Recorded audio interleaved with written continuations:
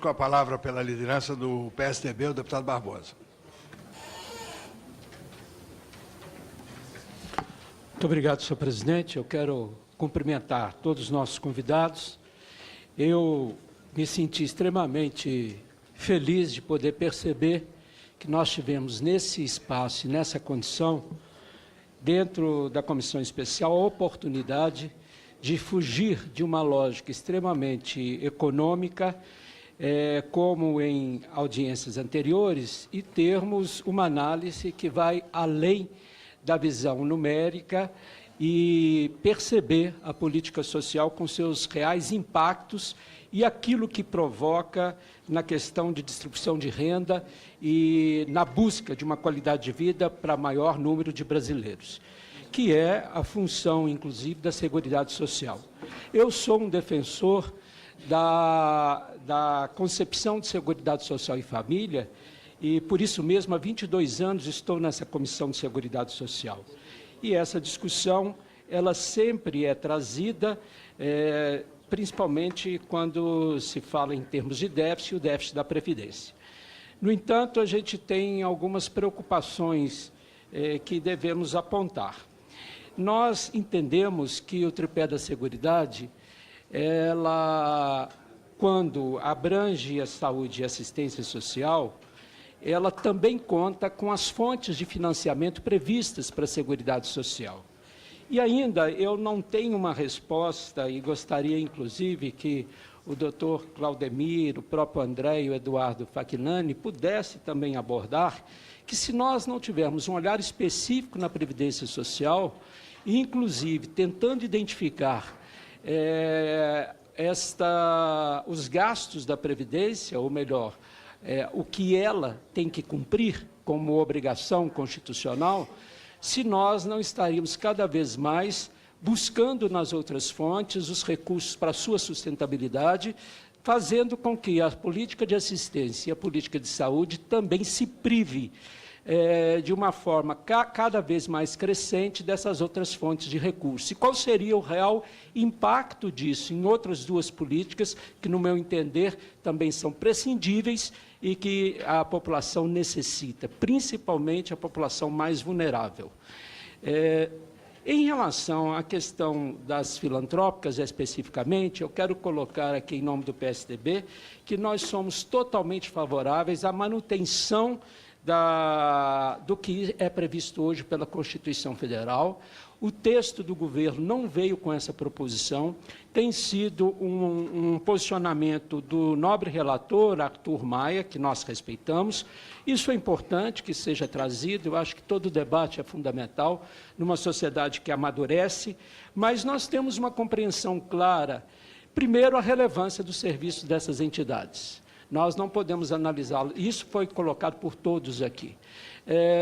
Primeiro porque nós não podemos considerar só a questão da análise financeira desse gasto, porque o mérito dessas instituições é justamente pela relevância dos serviços prestados na sua comunidade.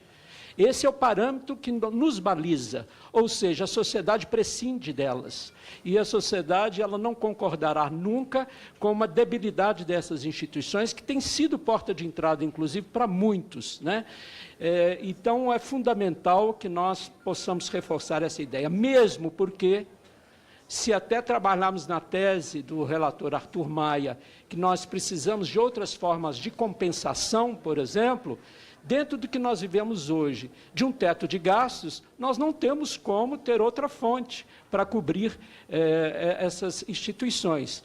E dentro do teto de gastos, então, nós não podemos desmantelar um sistema que presta um serviço. E esse serviço é relevante para o sistema, tanto de educação como de saúde e da assistência social. Agora, eu queria também colocar o seguinte, são os preceitos constitucionais. Por que a educação é beneficiada com essas isenções? No artigo 150 da Constituição Brasileira, fala que das limitações do poder de tributar, sendo que o artigo é redigido da seguinte forma: sem prejuízo de outras garantias asseguradas ao contribuinte, é vedado à União, aos Estados e ao Distrito Federal e aos municípios instituir impostos sobre patrimônio, renda ou serviços dos partidos políticos, inclusive suas fundações, das entidades sindicais dos trabalhadores, das instituições de educação e de assistência social sem fins lucrativos, atendidos a requisitos da lei.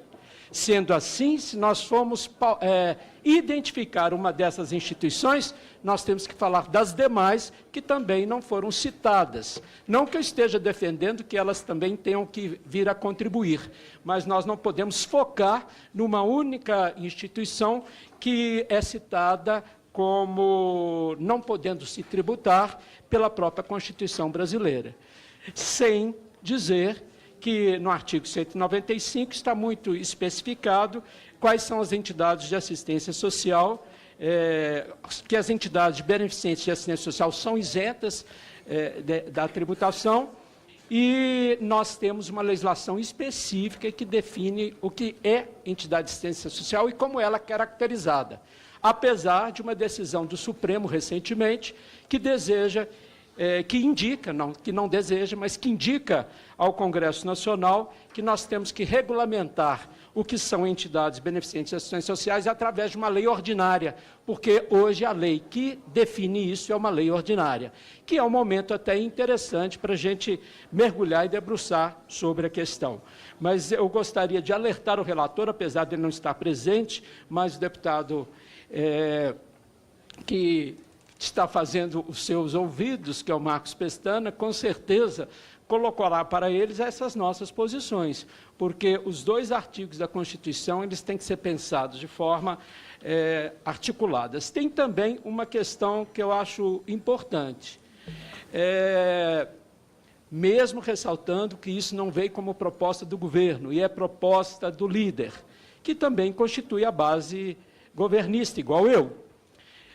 Porém, na Lei Orçamentária Anual de 2017, e todos podem consultá-lo, o próprio ProUni tem como fontes de receitas para sua sustentação 31% do COFINS, 16% do CSLL e 7% do PIS/PASEP.